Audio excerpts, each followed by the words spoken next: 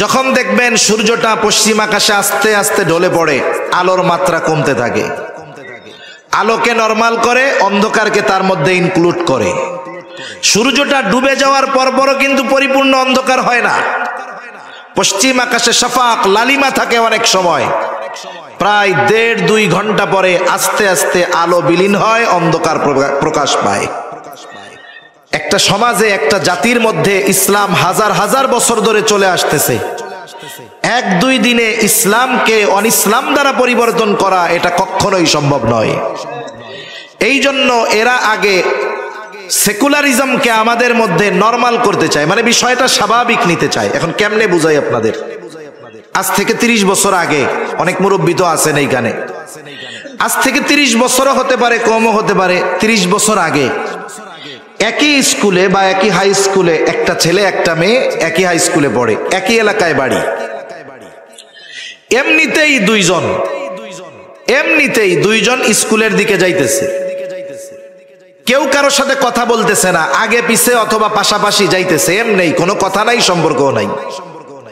একজন মুরব্বীর নজরে পড়ছে এই 2টা ছেলে মেয়ে একসাথে যাচ্ছে, দুইজনেরই চেনে, পরিবারও চিনে। ওই 2টা ছেলে মেয়ে, ওদের সাথে কোনো সম্পর্ক নাই, শুধু একসাথে পড়ে, পাশাপাশি বাড়ি, এমনিতেই একসাথে যাওয়া হয়ে গেছে। অথচ এই 2টা ছেলে মেয়ে বাড়িতে পৌঁছানোর আগে ওই 2 ছেলে মেয়ের বাড়িতে মুরব্বী যায় কয়, সাবধান, তোমার পোলারে কিন্তু অমুকের সাথে যাইতে দেখলাম। মেয়ের বাড়িতে যায় বলে, তোমার মেয়েরে কিন্তু অমুকের সাথে যাইতে দেখছি, সাবধান। এখন দুইজনই যখন বাড়ি আসে, অভিভাবক শাসন করে, এই খবরদার, কিরে এভাবে হয়ে যাবে। ওই বিষয়টা এক সময় 30 বছর আগে মানুষের কাছে পছন্দনীয় ছিল না, ঠিক কিনা বলেন? হায় রে হায়, 30 বছর পরে কি দেখেন এখন? যা দেখেন 30 বছর আগে ওইটা কল্পনাও আপনি করেন নাই। এখন তো ছেলে বন্ধু হয়, মেয়ে বন্ধু হয়। আগে একসাথে দুইজন যাইতে পারে নাই, এখন ছেলে মেয়ে তার ক্লাসের বয়ফ্রেন্ডকে বাসায় নিয়ে আসে, আইনা মারে, বলে, মা এটা আমার ক্লাসমেট বয়ফ্রেন্ড, ওকে খাইতে দাও। মা ও দাঁত 36টা বাইর কইরা বলে, বসো বাবা, খাও খাও। তাহলে বলেন, এই যে পরিবর্তন, এটা কি 1-2 বছরে হয়েছে নাকি অনেক সময় নিয়ে হয়েছে? এজন্য ইসলামকে হঠাৎ করে মিটিয়ে দেওয়া সম্ভব নয়। এজন্য এদের প্ল্যানিংও একেবারে লম্বা প্ল্যানিং। এখন আসেন, এক সময় নাম ছিল ধর্ম বই, ইসলাম ধর্ম, বৌদ্ধ ধর্ম, খ্রিস্টান ধর্ম, এরকম সব ধর্ম শব্দটা ছিল। কিছু কিছু অঙ্ক আছে, আমরাও পড়ছি তো জেনারেলে, যে সবার মধ্যে যেটা কমন ওইটারে বাদ দিয়ে দেওয়া হয়। এখন ধর্ম শব্দটা সবার মধ্যেই কমন, এটা বাদ দিলে চোখে পড়বে না। এক সময়ের ইসলাম ধর্ম শিক্ষা বই, এক সময় হলো শুধু ইসলাম শিক্ষা, ধর্মবাদ। শিক্ষা ব্যবস্থা থেকে ইসলামকে দূর করতে হবে, সেটা কর্ম, কাজে, লেখায়, সব জায়গায়। এখন কিছুকাল এরকম চলার পরে আপনি যখন একটাকে বাদ দিবেন, ওই স্থান পূরণের জন্য আরেকটা জিনিসকে দরকার। ইসলাম বাদ দিবেন, তবে এমন একটা শব্দ দরকার যেটা ওখানে বসিয়ে দিলে, ইসলাম বাদ দিলে পরবর্তীতে সমস্যা হবে না। তবে হঠাৎ করে বাদ দেওয়া যাবে না, এটা দীর্ঘকালের প্রসেস হইতে হবে। ওই প্রসেস বা এই পদ্ধতি পূরণেই ইসলামের সাথে নতুন একটা শব্দকে জুড়ে দেওয়া হলো। বই ইসলাম শিক্ষা থেকে হলো ইসলাম ও নৈতিক শিক্ষা। এখন বলতে পারেন, হুজুর আপনাকে জ্বালাই বাঁচি না, আপনারা শুধু খুসান খেলি। আসলে আপনাদের অবস্থা কি জানেন? গন্ডার রে নাকি হঠাৎ করে গন্ডার হাইসে উঠছে, গল্প আবার সত্য না, এটা বোঝানোর জন্য বলি।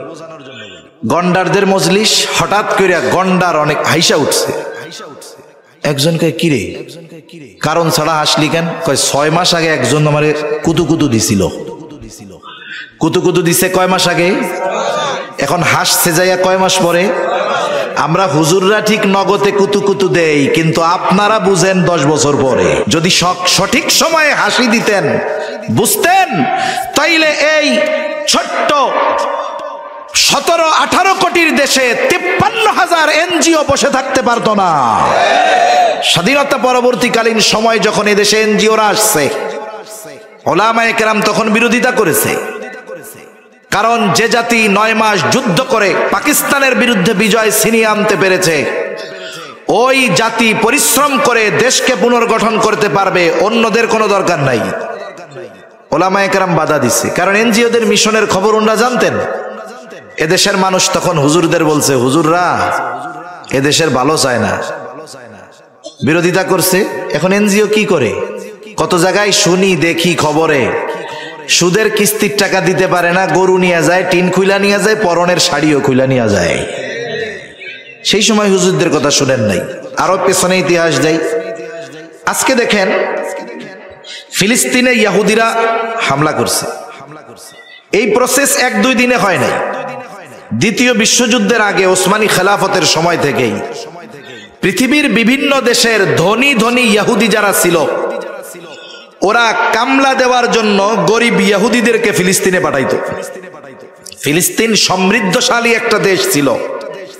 আজকের অবস্থা আর 100 বছর আগের অবস্থা এক ছিল না। তা ওদেরকে পাঠাইতো যে তোরা ফিলিস্তিনে গিয়ে ওদের কামলা দিবি। উদ্দেশ্য কি? আস্তে আস্তে জড়ো করা। যেমনি ভাবে ইস্ট ইন্ডিয়া কোম্পানি আস্তে আস্তে এই উপমহাদেশে তাদের লোক জড়ো করে এক সময় বিদ্রোহ করে গোটা দেশের শাসন ব্যবস্থাই নিজেদের হাতে নিয়ে নিছে। এখন ওরা আস্তে আস্তে আসছে। যখন লোকজন জড়ো হয়েছে ইহুদিদের কিছু, ইহুদি ধনীরা ওদেরকে শিখাই দিছে তোরা ফিলিস্তিনের নাগরিকদের কাছ থেকে জমি কিনবি। এখন জমি কিনতে চায়। ফিলিস্তিনের ওলামায়ে কেরাম বলছে, খবরদার, ওদের কাছে তোমরা কিন্তু জমি বিক্রয় করবা না। 1 টাকার জিনিস যদি 10 টাকায় পাওয়া যায়, এই লোভ আমি হুজুরের জন্য তো সামলানো কঠিন, ঠিক কিনা বলেন? এখন 20 গুণ বেশি দাম দিয়ে হলেও ফিলিস্তিনের নাগরিকদের কাছ থেকে জমি কিনছে ওরা, ইহুদিরা। ওরা আসার আগে এদেশে ফিলিস্তিনে অনেক জমি কিনে ফেলছে। ওলামায়ে কেরাম বাধা দিছে। ওই সময়ের নাগরিকরা বলছে, তোমরা আমাদের উন্নতি চাও না, আমার এই জমিটা বেচা আমি একটা বিল্ডিং করবো, তোমাকে হুজুর গজালায় তাও সম্ভব হবে না। এই যে হুজুররা মানা করছিল, ওই মানাটা শোনো নাই। এখনের পরিস্থিতিটা কি হইতেছে? এটা আত্মসমালোচনা করতেছি আমরা ওলামায়ে কেরামের কথা শুনতে রাজি নাই। এখন আসেন, ইসলাম ও নৈতিক শিক্ষা খুব সুন্দর। হুজুর সমস্যা কোথায়? মনে রাখতে হবে, একটা জিনিস আপনি যদি বাদ দিতে চান, ওই জায়গায় ওই রকম আরেকটা জিনিস আনতে হবে। আপনাদের তো শব্দ পরিচিত হওয়ার কথা। ডামি শব্দের নাম শুনছেন? ডামি ডামি ডামি চিনেন? ডামি বুঝে না। আরে এই যে কয় না যে ডামি প্রার্থী দেওয়া হবে, মানে দেখতে একই রকম কিন্তু আসল না। অনেক সময় মোবাইলের শোরুমে গেলে দেখবেন সাজানো থাকে, দেখতে হুবহু মোবাইল কিন্তু এটা মোবাইল না। এটাকে বলে ডামি সেট। ডামি নির্বাচনের নামও মনে হয় আপনারা শোনেন নাই, আলহামদুলিল্লাহ। তা যাই হোক, ডামিটা কি? অরিজিনালটার মতো দেখতে হুবহু, কিন্তু এইটা অরিজিনাল নয়, বরং এটা 2 নম্বর। এখন একটা জিনিস যদি বাদ দিতে চান, ওই জায়গায় ওই জিনিসের বিকল্প এমন একটা জিনিস দিতে হবে যাতে ওইটা মানুষের কাছে গ্রহণযোগ্য হয়। আর গ্রহণযোগ্য হওয়ার জন্য সময়ের দরকার। একটা জিনিস বারবার না দেখলে এইটার প্রতি মানুষের আস্থা বিশ্বাস জমে না। আচ্ছা, আপনি যদি একটা ভালো মানুষ বুজুর্গের সাথে একটা মানুষরে 20 বছর ধরে দেখেন, এই লোকটার সাথে, ভালো মানুষটার সাথে ওই লোকটাকে দেখতে দেখতে ওই লোকটার ব্যাপারে আপনার খারাপ ধারণা হবে না ভালো ধারণা হবে? এক সময় আপনিও ভাববেন, উনিও মনে হয় বুজুর্গ রে, নাইলে এই বুজুর্গের সাথে 20 বছর থাকতে পারে? ইসলামের সাথে শব্দ দেওয়া হয়েছে কি? ইসলাম ও নৈতিক শিক্ষা। একটু খেয়াল দিয়ে শুনে একটু জবাব দিবেন। বলেন তো, ইসলাম এমন এক জীবন ব্যবস্থা, এই ইসলামিক জীবন ব্যবস্থার মধ্যে নীতি নৈতিকতার কোনো অপূর্ণতা আছে? ইসলামের মধ্যে পূর্ণাঙ্গ নীতি নৈতিকতা আছে তো? আছে। যদি ইসলামের মধ্যেই যদি পরিপূর্ণ নৈতিকতা থাকে, তাহলে ইসলামের সাথে আলাদা করে নৈতিক শব্দ উল্লেখ করার কারণ কি? কারণ ওরা আমাদের ছোট বাচ্চাদেরকে এ কথা শেখাতে চায় যে শোনো, ইসলামের মধ্যে পরিপূর্ণ নৈতিকতা নাই, নৈতিকতা আলাদাভাবে শিখতে হয়। এই কথাটা বোঝানোর জন্যই ইসলাম এর সাথে ও নৈতিক শব্দটাকে ব্যবহার করা হয়েছে। যারা নাস্তিক সেকুলার ওরা কি বলে, আমরা মুসলমান হব না, আমরা মানুষ হব, মানব সেবাই পরম ধর্ম। কথাটা শুনতে কত ভালো লাগে না? এর মধ্যে ইসলাম বিদ্বেষিতা, নাস্তিকতার গোড়া নিহিত। মানবতা শব্দের মধ্যে নাস্তিকতার গোড়া নিহিত, সেকুলারিজমের গোড়া নিহিত। যদি মানবতাই এ দুনিয়ায় থাকতো, 30,000 গাজার নিরখ নিরস্ত্র মুসলমানদেরকে হত্যা করা হয়েছে। কোথায় ইউরোপের মানব সভ্যতা, কোথায় মানবতা? তার মানে ইসলামের সাথে মানবিক কোনো অধিকার নেই। কি বুঝলেন? তার মানে এই মানবাধিকার, মানবতা, আমরা মানুষ হব, এগুলো হলো নাস্তিকতার ভিত। এখন আসেন, ইসলাম শব্দের সাথে ইসলাম ও নৈতিকতা শব্দটা ব্যবহার করা হইল। ইসলামের সাথে নৈতিক শব্দ 10 বছর চললে, ওই যে বুজুর্গের সাথে একজন 20 বছর থাকলে তারেও যেমন বুজুর্গ মনে করি, 20 বছর ইসলাম ও নৈতিক শব্দটা যখন পাশাপাশি থাকবে, এক সময় ওই নৈতিক শব্দটাকেই আমরা ইসলাম মনে করব। এরপরে কি হবে? ইসলাম শব্দ বাদ দিয়ে বইয়ের নাম হবে শুধু নৈতিক শিক্ষা। সব ধর্মের কিছু নৈতিকতার কথা আছে, ওইটাকে সমন্বয় করে এই বইটাকেও সেকুলার এক নৈতিক শিক্ষার বইয়ে পরিণত করা হবে। লিখে রাখেন, 20-25 বছর পরে আল্লাহ আমার যদি বাঁচায় রাখে, মুসলিম যদি চুপ থাকে, প্রতিবাদ না করে, এটা হবে, এটা আমি লিখে দিয়ে যেতে পারবো। তাহলে আসেন, এক একটা বই নিয়ে যদি আমরা রিসার্চ করি, আলোচনা করি, লম্বা সময় চলে যাবে। আলিয়া মাদ্রাসার কথা কি বলবো, দুঃখের সাথে আসলে কলিজায় আঘাত লাগে। আলিয়া মাদ্রাসা, এইখানের পাঠ্যপুস্তক বইয়ের মধ্যে যেই ছবি, যেই সিন, এগুলো আমাদেরকে অনইসলামের শিক্ষা দিচ্ছে, ইসলামহীনতার শিক্ষা দিচ্ছে। আলিয়া মাদ্রাসার একটা বই, ক্লাস 6-এর বই, বইয়ের নাম হলো শিল্প ও সংস্কৃতি শিক্ষা। মনে রাখতে হবে, যেই শ্রেণীর বইয়ে যে ছবিগুলো আছে, ওই শ্রেণীর শিক্ষার্থীদের জন্য ওই বিষয়গুলো শিক্ষারই একটা উপকরণ। এই বইয়ের মধ্যে ছবি দেওয়া আছে, ক্লাস 6-এর বই। একটা মেয়ে হারমোনিয়াম বাজাইতেছে, হারমোনিয়াম বাজাচ্ছে একেবারে পর্দাহীন অবস্থায়, মাথা খোলা, মুখ খোলা, সব খোলা। আর একটা মেয়ে নাচানাচি করতেছে, ও হারমোনিয়াম বাজায় গান গাইতেছে। ক্লাস 6-এ আমাদের যেই সন্তানেরা পড়ে, ক্লাস 6-এ যারা পড়ে, এদের বয়স কমপক্ষে হয় 12 বছর, কমপক্ষে 12, 13, 14 হতে পারে। একটা ছেলে একটা মেয়ে বালেগ হওয়ার সর্বশেষ সময়সীমা হলো 15 বছর। তবে চন্দ্র হিসাবে যদি 15 বছরে বালেগ হওয়ার সর্বশেষ সময়সীমা হয়, ইংরেজি হিসাবে তাহলে একটা ছেলে পরিপূর্ণ প্রাপ্তবয়স্কর শেষ সীমা হলো 14.5 বছর। কত বছর? এটা শেষ সীমা, এর আগেও হতে পারে। 12 বছরে হতে পারে, মেয়েরা 9 বছরে হতে পারে, 10 বছরে হতে পারে, ছেলে 11, 12-তে হতে পারে। তার মানে ক্লাস 6-এ যেই ছেলে মেয়ে পড়ে, এরা প্রাপ্তবয়স্ক না অপ্রাপ্তবয়স্ক? বালেগ। এখন বলেন, বালেগ যেই মেয়ে, বালেগা যেই মেয়ে, সে তার চেহারা, মাথা অনাবৃত রাখতে পারবে? ক্লাস 6-এর মেয়েদেরকে শিক্ষা দেওয়া হচ্ছে যে তোমরা চাইলে মাথা খুলে, মুখ খুলে মাদ্রাসায় আসতে পারো, কোনো অসুবিধা নাই। তোমরা চাইলে গান বাদ্য বাজাতে পারো, নাচতে পারো, কোনো অসুবিধা নাই। এটা আমাদের সন্তানদের শিক্ষা দেওয়া হচ্ছে। ক্লাস 7-এর একটা বই, বইয়ের নাম, এটা স্কুলের বই, বইয়ের নাম ইতিহাস ও সামাজিক বিজ্ঞান। এই বইয়ের কাভার পেজের মধ্যে একটা মেয়ের ছবি আছে, ছবি তো আছে কয়েকটা, একটা মেয়ের ছবি আছে হাফ প্যান্ট পরা। বলেন তো, ক্লাস 7-এ যেই ছেলে মেয়ে পড়ে, এরা কি প্রাপ্তবয়স্ক না অপ্রাপ্তবয়স্ক? একটা ছেলে যখন বালেগ হয়, তার জন্য কমপক্ষে নাভির থেকে নিয়ে হাঁটুর নিচ পর্যন্ত ঢেকে রাখা ফরজ। একটা মেয়ে যখন প্রাপ্তবয়স্কা হয়, তার কণ্ঠস্বরটাও সতর, তার চলাফেরার ক্ষেত্রেও সে আওয়াজ করে চলতে পারবে না, গোটা দেহটাকে আবৃত রাখতে হবে, ডেকে চলতে হবে, এটাই শরীয়তের ফয়সালা, ঠিক কিনা বলেন? সেইখানে সপ্তম শ্রেণীর একটা মেয়েকে শিক্ষা দেওয়া হচ্ছে, শোনো তুমি 7-এ পড়ো, তাতে কি, হাফ প্যান্ট পরে ঘুরলে কোনো অসুবিধা নেই। কি বুঝতেছেন? এর ভেতরের গল্পের মধ্যে আমার যাওয়ার টাইম নাই। তো ভেতরের গল্প তো আরো জঘন্য। আমার আপনার সন্তানদেরকে এমন একটা অবস্থায় নিয়ে যাওয়া হচ্ছে যেখান থেকে ফিরে আসা তাদের জন্য কঠিন। যেই আকীদা, যেই বিশ্বাস তাদেরকে ঈমানহীন করে দিবে, ওদের সিস্টেম হলো ওই বিষয়গুলো সমাজে চালু করে ওরা চায় মানব সভ্যতাকে এ দুনিয়া থেকে ধ্বংস করে দিতে।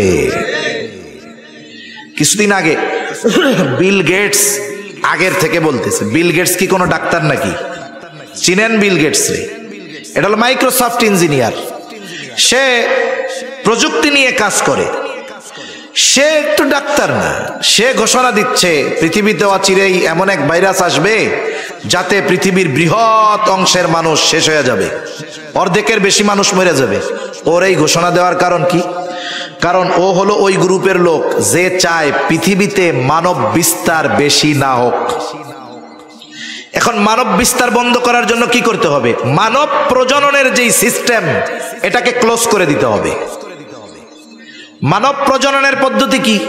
স্বামী স্ত্রী বিবাহ বন্ধনে আবদ্ধ হবে, এদের মাধ্যমেই দুনিয়াতে মানব সভ্যতার বিস্তার ঘটবে। ওরা চায় এই সিস্টেমটাকেই নষ্ট করে দিতে। এই সিস্টেমটাকে নষ্ট করে দেওয়ার জন্য যা যা করার দরকার, এই পাঠ্যপুস্তকের মধ্যে বিভিন্ন গল্পে গল্পে ওই বিষয়টাকে আগে সমাজে নরমাল করতে চায়, এরপরে আস্তে আস্তে অন্য আর একটা বিষয়কে সমাজে প্রতিষ্ঠিত করতে চায় গল্পের মাধ্যমে। এ তো অনেক কথা বলার দরকার, কষ্ট হচ্ছে নাকি আপনাদের? শুনেন, তারা একটা শব্দ নিয়ে ইদানিং খুব আলোচনা, ট্রান্সজেন্ডার। এই শব্দটা শুনেন নাই এরকম দু একজন আছেন? সবাই শুনছেন। ট্রান্সজেন্ডার কাদেরকে বলা হচ্ছে? ওরা বলতেছে ট্রান্সজেন্ডার হলো যারা হিজলা তারা। এই কথা বোঝার জন্য একটু শুরু থেকে কয়েকটা কথা আমাদের শুনতে হবে। এ দুনিয়াতে আল্লাহ তাআলা সব মানুষকে একটা মানুষ থেকে সৃষ্টি করেছেন। আল্লাহ তাআলা বলেন, ইয়া আইয়ুহান নাসু তাকু রাব্বাকুমুল্লাযী খালাকাকুম মিন নাফসিন ওয়াহিদাহ ওয়া খালাকা মিনহা যাওজাহা ওয়া বাসসা মিনহুমা রিজালান কাসীরান ওয়া নিসাআ। আল্লাহ রাব্বুল আলামিন আমাদেরকে জানায় দিচ্ছেন, ইয়া আইয়ুহান নাসু তাকু রাব্বাকুম, হে মানব সম্প্রদায় তোমরা তোমাদের রবকে ভয় করো। কোন রব? আল্লাহ। তিনি কে?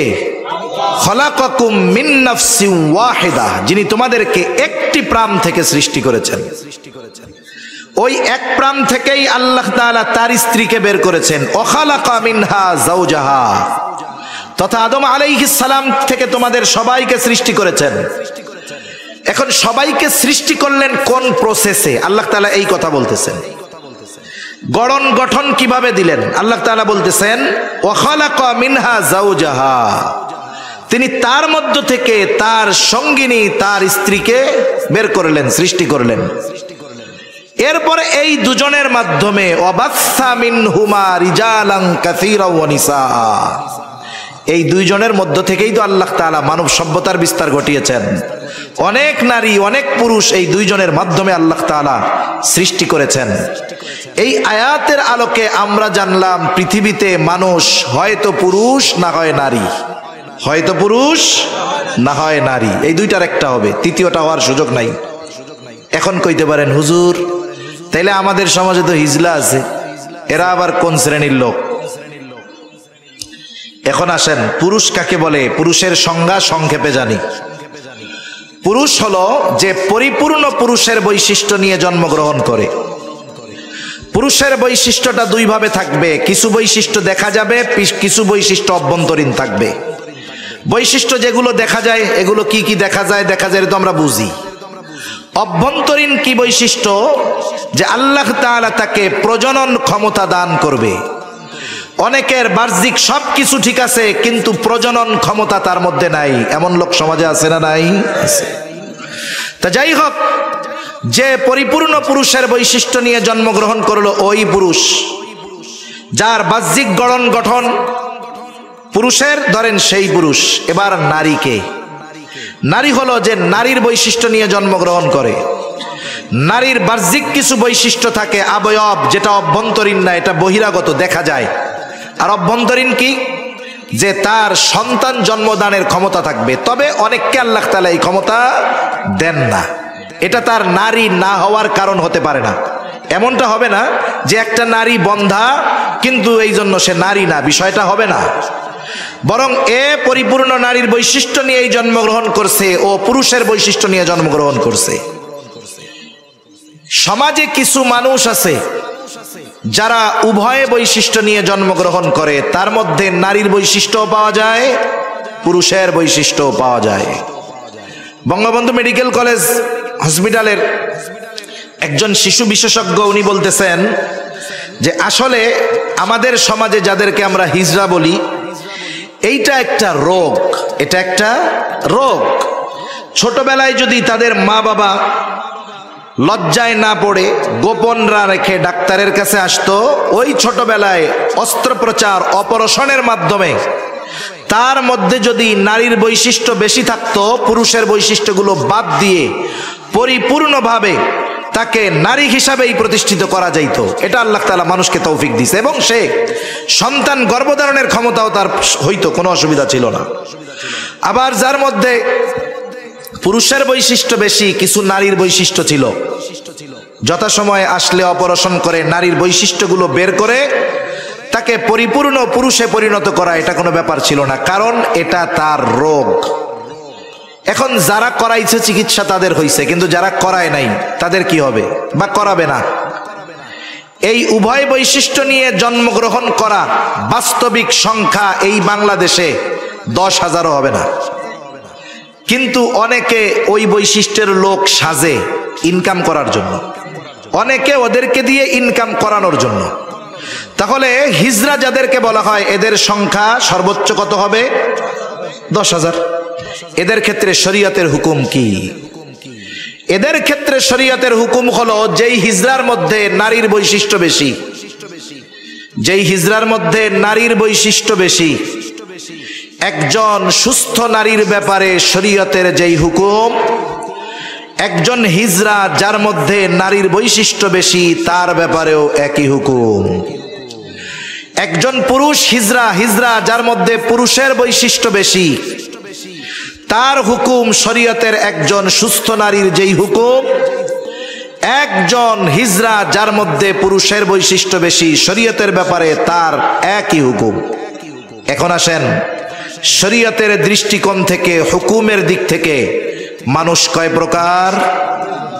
কোন থার্ড জেন্ডার মেন্ডার নাই, সোজা হিসাব। এখন প্রাপ্তবয়স্ক হয়ে গেছে, বড় হয়ে গেছে কোন হিজড়া, ও চায় যে আমি ট্রিটমেন্টের মাধ্যমে আমার মধ্যে পুরুষের বৈশিষ্ট্য বেশি, নারীর যেই বৈশিষ্ট্য আছে ওটা ট্রিটমেন্টের মাধ্যমে ফেলে দিয়ে বের করে আমি পূর্ণাঙ্গ পুরুষে পরিণত হব। শরীয়ত তাকে এই সুযোগ দিয়েছে, কারণ এটা তার রোগ। এটা তার কি বলেন? রোগের চিকিৎসা করবে। এটা কিন্তু ট্রান্সজেন্ডার নয়, এটা ট্রান্সজেন্ডার নয়। তাহলে বোঝা গেল শরীয়তের দৃষ্টিকোণ থেকে মানুষ দুই প্রকার, নারী পুরুষ। হিজড়া হতে পারে সে হয়তো নারীর হুকুমে পড়বে, না হয় পুরুষের হুকুমে পড়বে। আর হিজড়া যার মধ্যে উভয় বৈশিষ্ট্য আছে, তার যেই বৈশিষ্ট্যটা বেশি সেটাকে রেখে যেটা কম সেটা যদি চিকিৎসার মাধ্যমে সে বের করতে চায়, এই সুযোগ শরীয়ত তাকে দিয়েছে। কারণ সে লিঙ্গ পরিবর্তন করতেছে না, বরং সে তার রোগের চিকিৎসা করতেছে, কোনো অসুবিধা নাই। এখন আসেন ট্রান্সজেন্ডার, এটা আবার কি জিনিস? ট্রান্সজেন্ডার হইল একজন পরিপূর্ণ পুরুষের বৈশিষ্ট্য নিয়ে জন্মগ্রহণ করেছে।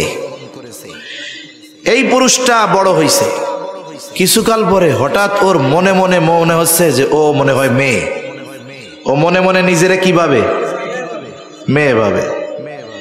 আইন করতে চায় যে তার দেহ, আবহাওয়া, আকৃতি এগুলো তার লিঙ্গ নির্ধারণ করবে না, বরং তার মন যা চায় ওই হিসাবেই তাকে সাব্যস্ত করা হবে, ধরা হবে। এখন বলেন তো, আমার মন তো চায় প্রধানমন্ত্রী হইতে, আমারে বানাইবেন? তাহলে মন যা চায় সব সময় যে সঠিকটা চায় এটা হতে পারে না। একজন নারী যখন পুরুষ হইতে চাইবে, পরিপূর্ণ সুস্থ নারী, আবার পরিপূর্ণ সুস্থ পুরুষ যখন নারী হতে চাইবে, বুঝতে হবে এর মেন্টালিটি প্রবলেম। এর কি রোগ বলেন? মানসিক রোগ। উচিত ছিল এদের জন্য আলাদা কাউন্সিলিং করে চিকিৎসার ব্যবস্থা করা। হায় হায়, আমাদের সমাজের যারা ওই ক্ষমতাধর, এরা উল্টা চিকিৎসার ব্যবস্থা না কইরা, ওদের মাথায় মনে হয় পাগল হয়ে গেছে, ওদের ওই মনে চাওয়াকে প্রাধান্য দিয়ে ওদের ব্যাপারে আইন প্রণয়নের অপচেষ্টা দেশে চলতেছে। কি হবে বলেন তো? আমি একটা উদাহরণ দেই, তাইলে বুঝতে পারবেন কেন মানব সভ্যতার ধ্বংস হবে। মনে করেন রাষ্ট্রীয়ভাবে আইন হইলই যে ও নিজেরে যা মনে করবে ও সেইটা, এটা আইন হইল। আর একটা জিনিস মনে রাখবেন, যে পরিপূর্ণ পুরুষ সে যদি নিজেকে ট্রান্স করে নারীতে পরিণত করতে চায়, রূপান্তরকামী লিঙ্গ পরিবর্তন করতে চায়, আদৌ সৃষ্টিগতভাবে একটা নারীর যে বৈশিষ্ট্য, পুরুষ অপারেশনের মাধ্যমে ওই বৈশিষ্ট্য অর্জন করতে পারে না। হয়তো রানের পাছার মাংস কাইটা বুকে লাগাইয়া উষা বানাইতে পারবে, আমাকে মাফ করে দিয়েন, কথাটা তো বলতে হবে, নাহলে তো উপায় নাই।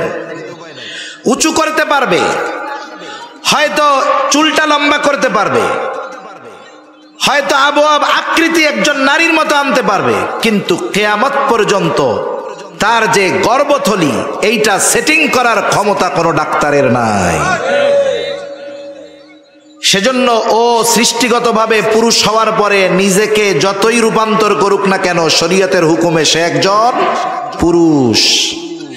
কিন্তু ওকে আইন প্রণয়নের মাধ্যমে নারী বানায় দেওয়া হইল। এখন ও বিবাহ বসবে নারী পুরুষের সাথে, শরীয়তের হুকুমে ও নারীর মতো সাজলেও কিন্তু ও পুরুষ। বিবাহ হইল আর একটা পুরুষের সাথে, তাহলে এখানে কি হলো? সমকামিতাকে প্রমোট করা হলো, সমকামিতাকে সহজ করা হলো। আপনারা তো বুঝেন না কোথায় হাত দিতেছে। একটা তো এই পাপে এই জাতিকে ভাসায়া দিবে, দ্বিতীয় এদের মাধ্যমে সন্তান দুনিয়ায় আসা সম্ভব নয়। মানব সভ্যতার, মানব বিস্তারের, দুনিয়ায় মানব বিস্তারের পথ এরা রুদ্ধ করে দিবে। তাহলে দিনও খাবে, দুনিয়াও খাবে, ঠিক কিনা বলেন?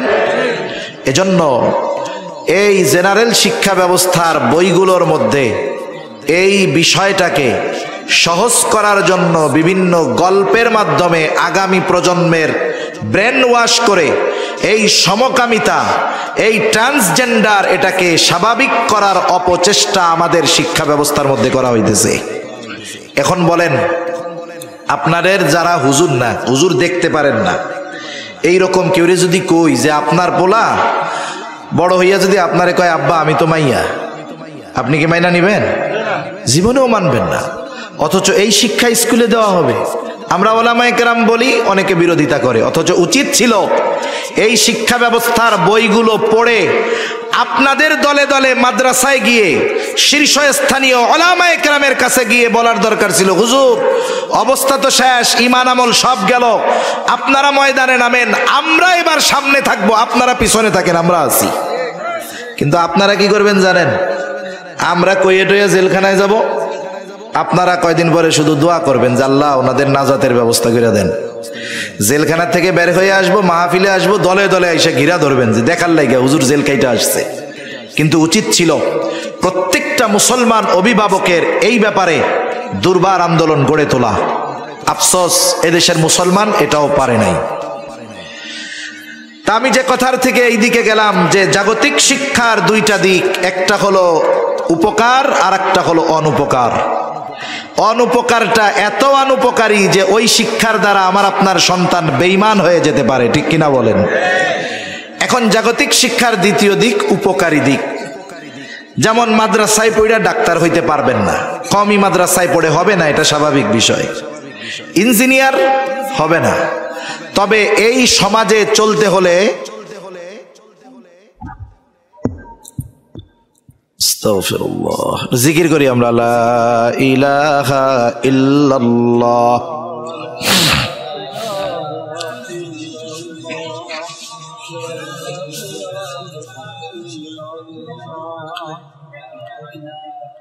লা ইলাহা ইল্লাল্লাহু মুহাম্মাদুর রাসূলুল্লাহ। অল্প সময়ের মধ্যে শেষ করে দেব, অনেক রাত হয়ে গেছে।